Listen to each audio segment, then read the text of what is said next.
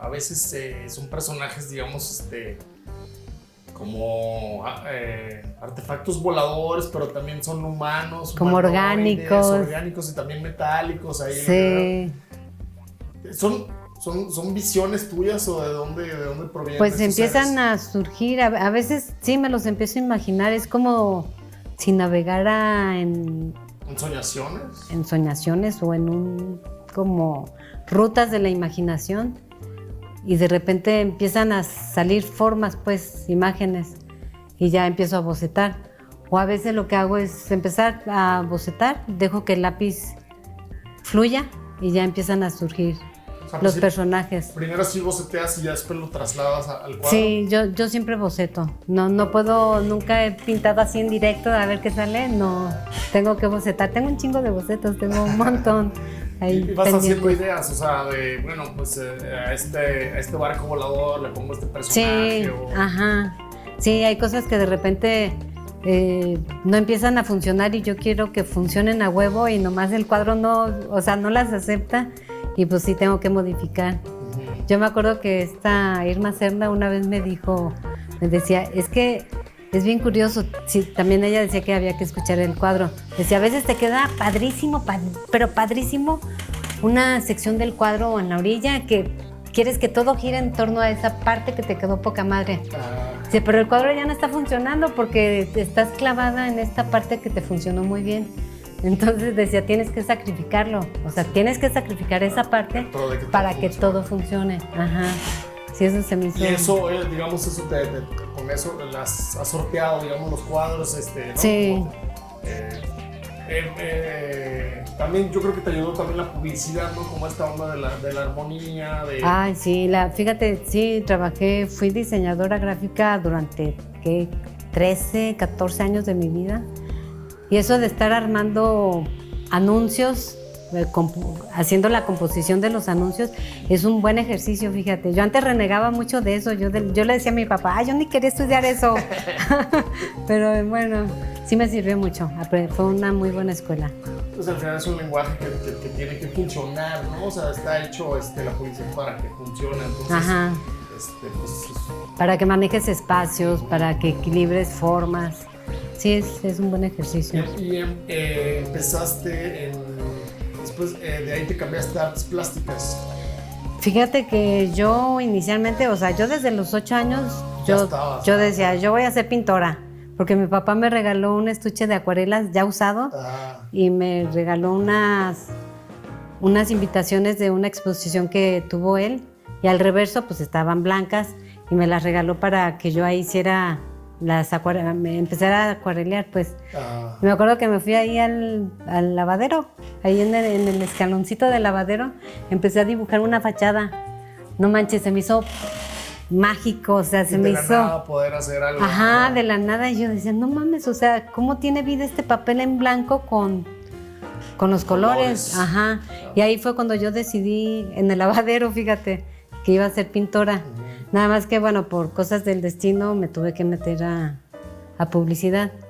Sí, escuché como que tu papá te había dicho como que tú te tenías que cagar de la familia. O sea, fue un peso muy... Ay, sí, yo tenía 14 años. ¿No? Sí, yo no sé mi papá en qué estaba pensando, ¿no? ¿Quién sabe? ¿Eres la grande de los hijos? No, es Sofía la más grande. Luego sigo yo, luego mi hermana Pilar, Juan, y luego Pilar. El caso que a ti te dieron ese encargo. A mí me dio, tómala en la madre. No, sí, porque fue cuando terminé la secundaria, iba a entrar yo a artes plásticas, a pintura. Entonces mi papá sufrió su 3º o 4º infarto, ya no me acuerdo, pero los doctores ya decían que no la iba a librar. Entonces pidió hablar conmigo. Y yo me acuerdo muy bien de esa escena, pues entré ahí a terapia intensiva. Bueno,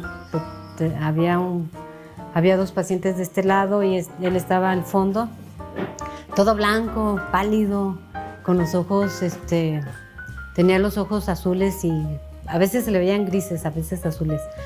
Pero bueno, traía marcapasos y todo ese rollo.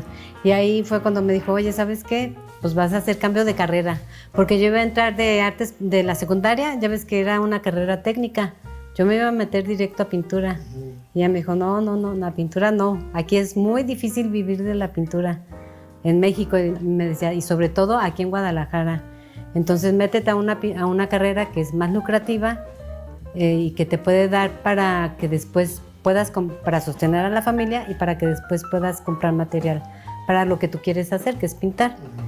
Y yo le decía, ¿y a dónde me voy a meter? O sea, yo ni siquiera sabía que existía. En ese tiempo era dibujo publicitario, era técnico en dibujo publicitario, Ajá.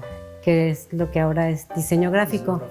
Y ella me dijo, no, pues te metes a dibujo publicitario. ¿Y eso qué es? Y me dijo, no, pues va más o menos relacionado. O sea, también es una carrera creativa, también vas a dibujar, pero te va a dar dinero para poder solventar gastos. Y pues por eso fue el cambio de carrera. De vida, claro, y de vida. Y de vida, sí, ahí sí fue. Afortunadamente mi papá no murió en ese. Sí, si no, no sé qué hubiéramos hecho. Yo alcancé a terminar la carrera, empecé a trabajar en publicidad en Pickering, primero en el gobierno del estado, en el departamento de diseño, y luego me fui a Pickering y luego me fui a publicidad de Aguinaga. Y ahí fue cuando mi papá ya falleció. Yo tenía como un mes de haber cumplido 22 años cuando mi papá falleció. De todas maneras, duró bastante, afortunadamente. Pasó en 1910, me dices, y murió de 60 y... Yo nací en el 63. 63. Sí. Pues pasaba bastante de tiempo, pues, de todas maneras. Sí, y él murió cuando tenía 75 años. Murió en el 85. Sí, era mi super cuate. Éramos muy... Qué chido, tener una relación. Sí, tenemos una relación muy bonita, sí, muy chida. Y ya después sientes como o sea, en algún momento ya dije, pues ya quiero regresar lo que siempre he querido hacer, pintura, y ya... Sí, pues cuando estaba en Aguinaga tenía 35 años. Yo dije, ay, no, si no, ¿qué hora chingado lo voy a hacer? Sí, me acuerdo que renuncié, duré un año yendo a terapia para animarme a dar como porque salto, no hay como tener tu sueldo seguro, pues. Claro. Y ganaba bien, entonces yo decía, güey, o sea, salirme y tenía un hijo. Es una locura. Sí, yo decía, no manches. Pero bueno, sí, empecé. En el 95 renuncié y ya me dediqué a... Sí, tenía más trabajos. Trabajaba... En la publicidad, ajá, trabajaba en El Informador, después como ilustradora. Sí, trabajaba en la sección de Pingo. Hacía ilustraciones infantiles. Y luego también me contrató un señor que hacía tarjetas de ocasión, de esas para el día de novios, Ajá. para cumpleaños, para el día de madres. Y ya, yo me acuerdo que me daba una vergüenza trabajar en eso. Pues porque eran cosas pues muy comerciales, ¿no? Yo decía, ay, no. Y cuando venía alguien, tenía que esconder todo, lo volteaba, que no veían los corazoncitos y cosas de esas. Pero también me sirvió mucho, porque la disciplina y aprender a trabajar más el acrílico. También en Aguinaga aprendí a trabajar el aerógrafo. Ajá. Sí, ahí trabajaba acuarela, tinta china, aerógrafo, y nada, como un trabajo como por ejemplo, disciplinarte en esa cierta técnica, ¿no? O sea, de alguna manera te ayuda. Sí, la disciplina y la constancia de estarlo haciendo te da colmillo. He visto también, pues, que para algunos escritores ha sido muy atractivo tu obra, que también lo han incluido como en libros, ¿no? Ah, sí, está Ileana Hernández Sarce. Son como tres libros, ¿no? Sí, también en la editorial La Libélula también Ajá. ha usado algunas de mis obras como portada. Ajá. O sea, no han sido exprofesos, sino como que algunas de tus obras las acompañan. Ajá. Con esta le ilustré un libro a Yolanda Zamora, El Sirenario. El Sirenario. Ajá. Sí, esa sí fue, ella me daba los poemas y ya yo en base a eso desarrollaba ¿Te imaginabas, digamos, a los personajes de los poemas? Sí, esa los hice con acuarela. Okay. Y fíjate que traigo la idea, en estos días he estado pensando en hacer ese trabajo que le hice a ella, pero en óleo, hacer el Sirenario de Yolanda. Se me está ocurriendo, bueno, es una idea ahí que traigo acá. No, se ve súper bien. Sí, tal vez no. ¿Pero en acuarela sigues trabajando igual todavía? ¿O ya en acuarela muy poquito, tengo algunas, hace poquito hice, nada más que ahorita no los tengo aquí, un Suminagachi intervenido con acuarela. y se me ha hecho padre. Sí, sí, trabajo también acuarela, pero me gusta más el óleo y el acrílico. Ajá. Y también el lápiz, el dibujo a lápiz o carbón, ese lo disfruto horrores, Sí, se me hace no, tienes padrísimo. una obra que se llama Soledades, a mí se me hace impresionante, creo que nomás es en lápiz. Puro lápiz. Es puro lápiz, es muy, muy bonita. Sí. Son como unos personajes ahí como encapsulados. Como encapsulados, sí. Con escafandras, hay de vidrio, no sé. Y ese lo hice, es un boceto que hice antes de la pandemia, fíjate. Y ya después dije, ay, así vamos a estar con la maldita pandemia. Todos encerrados. En ese sentido, tu obra es como muy autorreferencial. Como muy autorreferencial. O sea, que siempre hablas como de ti, de tu mundo. Sí. De lo que te pasa, Sí, pues yo creo que siempre dejamos un pedazo de nuestra historia personal en cada obra que hacemos. Yo creo que es algo inevitable. Ahí va parte de nuestra historia, de nuestras pesadillas o de nuestras alegrías o locuras, ¿no? Claro. Sí. Yo siento a veces que son como personajes de la naturaleza, o sea, como estas, como hadas, como ninfas. Uh-huh. ¿Nunca viste nada de esas cosas cuando estabas niña? Pues fíjate que mi papá siempre nos daba libros de cuentos de hadas, de los hermanos Grimm y de ¿cómo se llama? Christian Andersen. Ahí es que se me olvidan los nombres. Sí, pues leía muchos libros de cuentos de hadas. Y aparte, mi hermano Carlos también dibujaba y era surrealista. Entonces yo creo que, yo siento que mi influencia más importante fue Carlos, porque yo lo veía, él trabajaba tinta china con canutero y trabajaba lo que es el puntillismo, pincel seco, y tenía una destreza para manejar la línea impresionante. Yo me acuerdo que trabajaba en papel Corsican, hacía unos cuantos trazos y de ahí salía un mundo que decía, no manches, o sea, ¿cómo salió de la nada todo esto, no?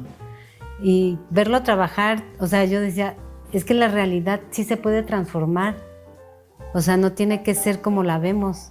Y eso para mí me atrapó, me hizo padrísimo. O sea, al final tú te puedes ir a tu mundo o incluir otros mundos, visualizar otros. Porque fíjate, la obra de mi papá, aunque no es surrealista, pero es muy creativa, obviamente mi papá su fuerte era muy el color, pues cómo manejaba la pincelada a veces a base de puros planos y cómo transformaba la realidad que veía a través de su pintura, o sea, porque hizo pues fachadas de Tlaquepaque, paisajes de aquí de Jalisco, flores, pero él las hacía a su propia visión, pues. Con su colorido ajá. Y también ver a Carlos que transformaba la realidad, a mí eso me enganchó, se me hizo padrísimo poder tener como la capacidad de transformar lo que ves, lo que vives, a través del pincel, del lápiz, del lienzo. En ese sentido, Carlos era más monocromático, ¿no? O sea, era más de blanco y negro y tu papá era más de color. Sí, fíjate que Carlos intentó trabajar con color, con óleo, pero no le salía. O sea, era muy chistoso porque a mí me platicaba mi mamá que cuando pintaba con colores muy apastelados. Entonces, nada que ver con la cuestión dramática y tan fuerte que reflejaba en su obra de tinta, pues. China, claro. Ajá, perdía toda la fuerza, pues. Y él estaba consciente de eso. Dice mi mamá que un día agarró todos los cuadros que tenía, se subió a la azotea y los quemó. Todos los pinches cuadros los quemó. Ya al final, yo creo que él tenía unos 50 años, empezó a hacer un cuadro de un gato, un rostro que ya había hecho con tinta china. Y ese estaba ya con colores más fuertes. Ese fue el último, el único cuadro que yo le conocí, pues. Pero ya no lo alcanzó a terminar ni nada. Ajá. Qué pena. Sí. Y entonces, pues sales de publicidad, entras a artes plásticas. Me salí de artes plásticas, claro. No, fíjate que me salí de publicidad, empecé a ya trabajar empecé a dibujar para exponer y a pintar. y entré a trabajar con este señor que te digo que hacía tarjetas de ocasión. Oh. Y no había hecho yo la prepa, o sea, nada más tenía la secundaria. Iba a cumplir 40 años, creo, algo así. Y me metí a estudiar la prepa, porque también mi hijo estaba estudiando la prepa y yo decía, oh, diablos, o sea, él con la prepa y yo con la secundaria nada más. Me daba pena, entonces entré a estudiar semiescolarizado, la preparatoria aquí en la 4. Ahí la estudié, estuve 2 años. Terminando la prepa, se abrió acá, bueno, ya estaba en la nivelación para la licenciatura de Artes Visuales, para la expresión plástica, acá en la UDG. Hice trámites y entré. Y ahí duré año y medio, 2 años. Y ya, pues ya tengo la licenciatura. Sí, ya lo que siempre había soñado de estudiar ahí en Artes Plásticas, pintura, pues se me cumplió, pues.